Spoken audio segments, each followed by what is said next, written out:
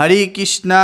দার্শনিকদের অনুমানের মাধ্যমে কেউ যদি এই অধ্যায়ের মর্মার্থ উপলব্ধি করতে পারেন তাহলে তিনি ভগবত ভক্তির মাহাত্ম্য উপলব্ধি করতে সক্ষম হবেন।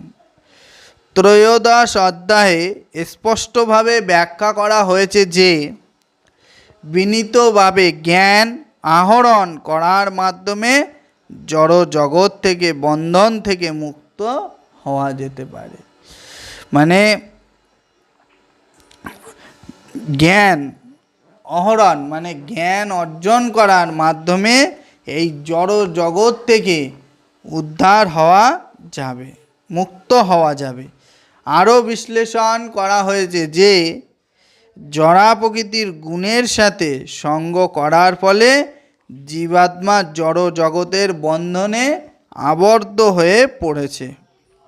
জড়া প্রকৃতির গুণের সাথে মানে এই যে জড় প্রকৃতির গুণের সাথে সঙ্গ করার ফলে মানুষ জড়িয়ে পড়েছে, মায়ায় জড়িয়ে পড়েছে। এই যে জড়া প্রকৃতিতে মায়া আছে, এই মায়ার চক্করে যে পড়বে সে পুরো বিনাশ হয়ে যাবে। তাই আপনাদের কাছে অনুরোধ, মনকে শক্ত রাখতে হবে, বোঝাতে হবে, মায়ার চক্করে পড়লে হবে না। হরি বল, রাধে রাধে।